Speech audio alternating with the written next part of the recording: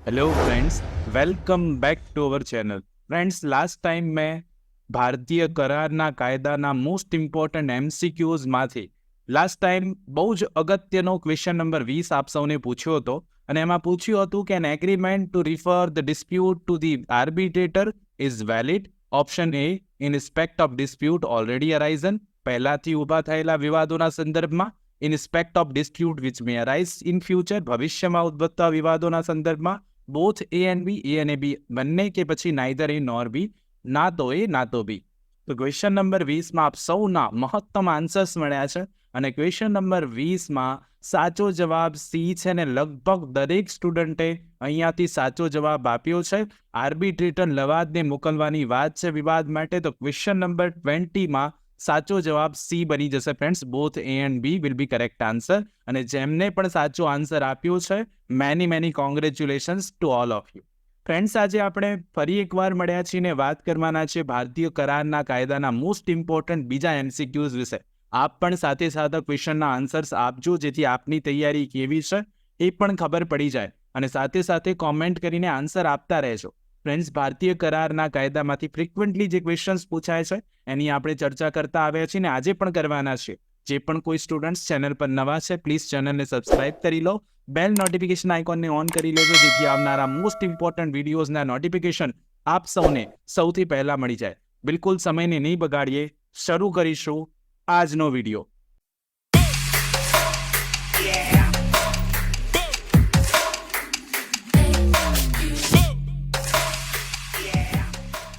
Question number 21 છે, contract without consideration made in writing and registered and made on account of natural love and affection is.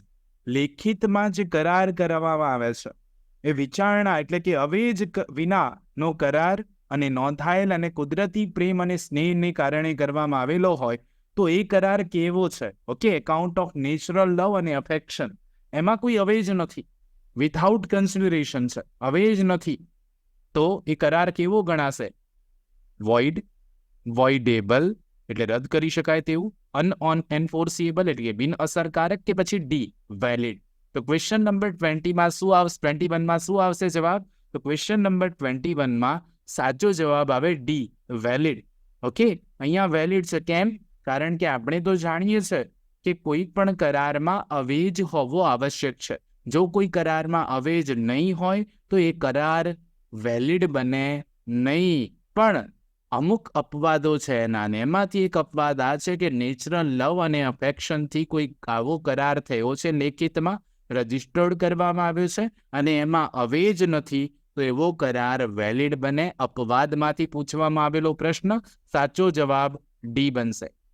Question number 22 જોઈએ. Inadequacy of consideration does not make the contract. અવેજની અપૂર્તતાને કારણે કરાર શું નથી બનતો? Option A, void એટલે કે રદબાતલ. Option B, વોઇડેબલ એટલે રદ કરી શકાય તેવો. ઓપ્શન સી, અનએન્ફોર્સિએબલ એટલે કે બિન અસરકારક, કે નાઇધર વોઇડ નોટ વોઇડેબલ. બેમાંથી કોઈ રદબાતલ નહીં કે રદ કરી શકાય તેવો નહીં.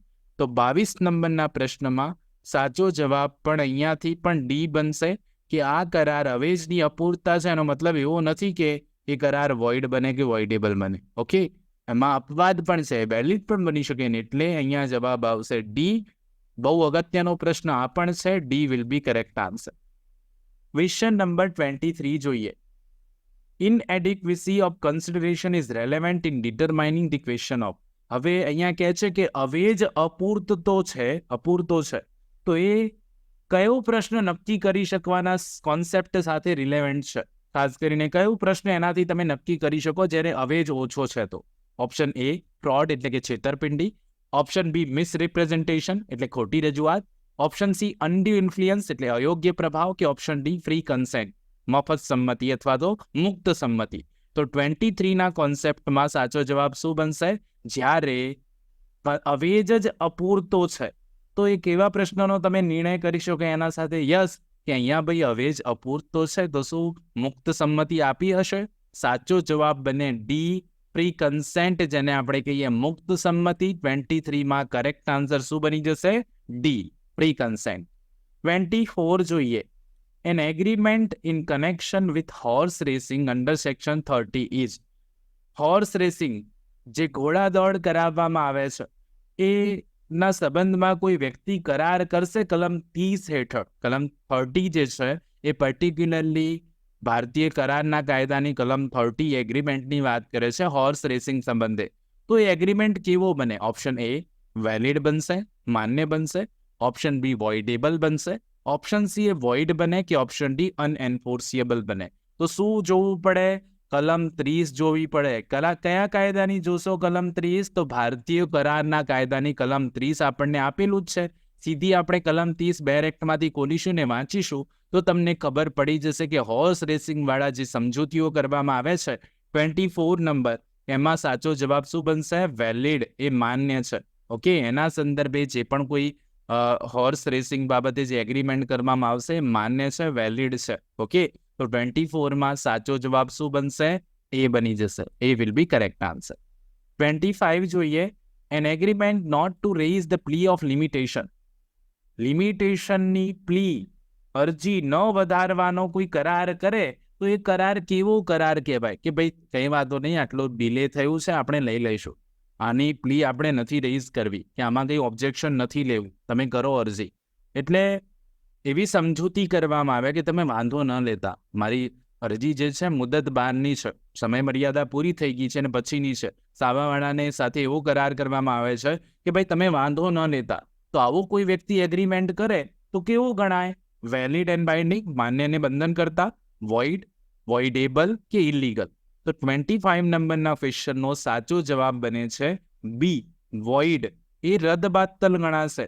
કાયદાને અવરોધથી કોઈ પણ સમજૂતી કરી શકાય નહીં. ભારતીય કરારના કાયદામાં સ્પષ્ટ જોગવાઈ છે કે જો કોઈ વ્યક્તિ કાયદાની કોઈ પ્રોવિઝનને અવરોધથી કોઈ સમજૂતી કરશે તો એ વોઇડ બની જશે. અને અહીંયા એટલા માટે 25 નંબરના ક્વેશ્ચનમાં સાચો જવાબ બી બનશે, વોઇડ. ક્વેશ્ચન નંબર 26 જોઈએ. When the consent is cause by undue influence. કોઈ પણ સંમતિ જો અવ્યાજબી, અયોગ્ય લાગવગ આધારે મેળવવામાં આવી છે, the contract under section 19A is. તો કલમ 19A હેઠળ કોઈ કરાર બને છે તો એ કેવો કરાર બનશે? જ્યાં સંમતિ જે છે અનુચિત પ્રભાવને લઈને થઈ છે. તો શું બનશે એ કરાર? વોઇડેબલ બનશે, રદ કરી શકાય તેવું, વોઇડ બનશે, વેલિડ બનશે કે ઇલીગલ બનશે? તો 26 નંબરના પ્રશ્નમાં સાચો જવાબ આવશે એ. શું આવે જવાબ? એ આવે, વોઇડેબલ બને, રદ કરી શકાય તેવો કરાર બનશે. જ્યારે સંમતિ જ તમે ફ્રીલી નથી લીધી, સંમતિ મુક્ત સંમતિ નથી, અયોગ્ય અનુચિત પ્રભાવને કારણે સંમતિ આપી છે, તો એવા સંજોગોમાં જે કરાર છે એ વોઇડેબલ બને ને એટલા માટે ક્વેશ્ચનનો આન્સર એ બની જશે, વોઇડેબલ. 27 જોઈએ. Invalid contract what comes first. હવે આ બહુ અગત્યનો પ્રશ્ન છે, ઘણીવાર પૂછાયેલો પ્રશ્ન છે કે એક માન્ય કરારમાં સૌથી પ્રથમ શું આવશે? ઓપ્શન એ એન્ફોર્સિબિલિટી, અમલીકરણ. ઓપ્શન બી એક્સેપ્ટન્સ, સ્વીકાર. ઓપ્શન સી પ્રોમિસ, વચન. કે ઓપ્શન ડી પ્રપોઝલ, દરખાસ્ત. તો આ તો બહુ ઇઝી ક્વેશ્ચન છે કે વેલિડ કરાર બનવા માટે સૌથી પહેલો સ્ટેપ કયું છે?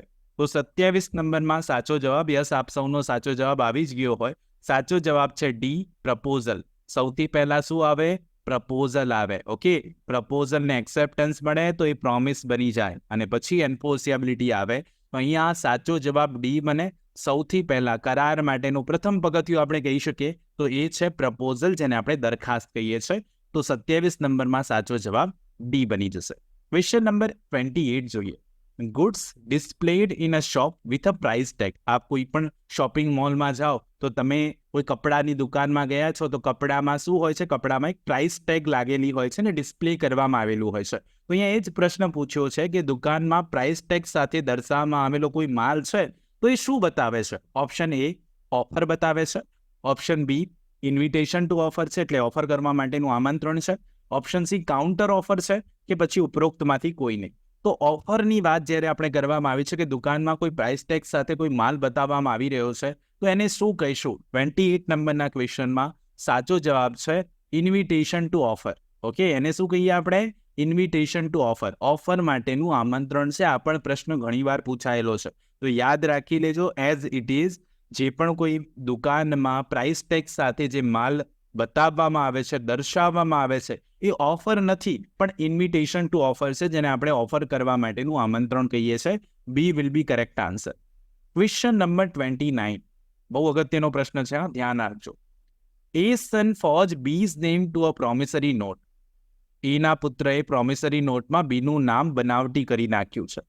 B's under set of prosecuting A's son obtains a bond from A for the amount of the forged note. બી પર કાર્યવાહી કરવાની ધમકી એના પુત્રએ બનાવટી નોટની રકમ માટે એ પાસેથી બોન્ડ મેળવ્યા છે.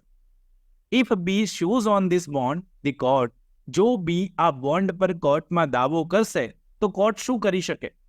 કોર્ટ કઈ પ્રકારની, એને તો શું કરી દીધું છે, એક પ્રકારે ધમકી આપી છે અને એની સાથે બોન્ડ કરાવી લીધું છે. હવે કોર્ટ શું કરી શકે? ઓપ્શન એ, આ કેસમાં કોર્ટને કોઈ અધિકાર ક્ષેત્ર નથી, હેઝ નો જ્યુરિસ્ડિક્શન. બોન્ડને બાજુ પર રાખવો જોઈએ નહીં, મસ્ટ નોટ સેટ અસાઇડ એટલે એને રદ કરવો જોઈએ નહીં. મે સેટ અસાઇડ ધ બોન્ડ, બોન્ડને બાજુ પર એટલે સેટ અસાઇડ કરી શકે. નન ઓફ ધી અબોવ, ઉપરોક્તમાંથી કોઈ નહીં. તો 29 નંબરનો ક્વેશ્ચન છે, પર્ટિક્યુલર વાત કરે છે ને એટલા માટે અહીંયા સાચો જવાબ સી આવે. અદાલત પાસે એવી સત્તા છે કે આવું કોઈ વ્યક્તિ બોન્ડ કરી જ ન શકે અને ધમકીથી કરાવવામાં આવેલો બોન્ડ જે છે એને સેટ અસાઇડ કરવામાં આવે ને અદાલત પાસે સત્તા છે કે રદ કરી શકે. આવો બોન્ડ જે ધમકી આપીને કરાવવામાં આવ્યો છે એ બોન્ડને રદ કરી શકાય, અદાલત પાસે સત્તા છે, બોન્ડને રદ કરી દેશે ને એટલા માટે સાચો જવાબ અહીંયાથી શું બને? સી બને. અહીંયા તત્વ આપ્યું છે થ્રેટ ઓફ પ્રોસિક્યુટિંગ, ધમકી આપીને, તો she will be correct answer. Set aside કરી શકે એટલે રદ કરી શકે કરાર. 29માં સાચો જવાબ સી બની જશે. ક્વેશ્ચન નંબર 30 અને આજનો લાસ્ટ ક્વેશ્ચન ફ્રેન્ડ્સ, અને આ ક્વેશ્ચનનો આન્સર પણ આપ સૌએ મને કોમેન્ટ કરીને જરૂરથી આપવાનો છે.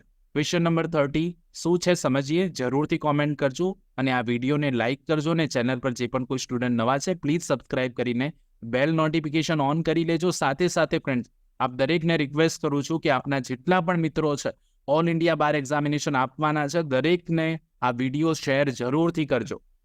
If only a part of consideration or object is unlawful, the contract under section 24 shall be. અહીંયા કહે છે કે જો અવેજનો, વિચારણા અવેજ, કન્સિડરેશનની વાત છે કે જો અવેજનો માત્ર એક જ ભાગ ગેરકાયદેસર હોય તો કલમ 24 હેઠળનો કરાર કેવો બનશે? ઓપ્શન એ વેલિડ બનશે, ઓપ્શન બી એ વોઇડેબલ બનશે, ઓપ્શન સી એ વોઇડ બનશે કે ઓપ્શન ડી ઇલીગલ બનશે. તો ક્વેશ્ચન નંબર 30 નો આન્સર આપે મને કોમેન્ટ કરીને જરૂરથી આપવાનું છે. જેમ બધા આપો છો એમ આ વખતે પણ દરેકે કોમેન્ટ કરવાની છે. હવે આપણે આ કરારના કાયદામાં હજુ પણ બીજા મોસ્ટ ઇમ્પોર્ટન્ટ MCQs હું લઈને આવવાનો છું, તો ખાસ તમે આ રીતે વિડીયોને લાઇક કરતા રહો, શેર કરતા રહો. જેટલા વધારે લાઇક્સ હશે, જેટલી વધારે વ્યૂઝ હશે, એટલી જ મને પ્રેરણા મળશે ને હું એટલા જ સારા વિડીયો આપ સૌ માટે લઈને આવતો રહીશ. તો ફ્રેન્ડ્સ મળીએ નેક્સ્ટ વિડીયોમાં, જરૂરથી કોમેન્ટ કરજો આનો આન્સર અને મળીશું નેક્સ્ટ વિડીયોમાં. ત્યાં સુધી જોતા રહો અમારી ચેનલ રિયલ એજ્યુકેશન ગેજેટ. ખૂબ ખૂબ ધન્યવાદ, ખૂબ ખૂબ આભાર ફ્રેન્ડ્સ.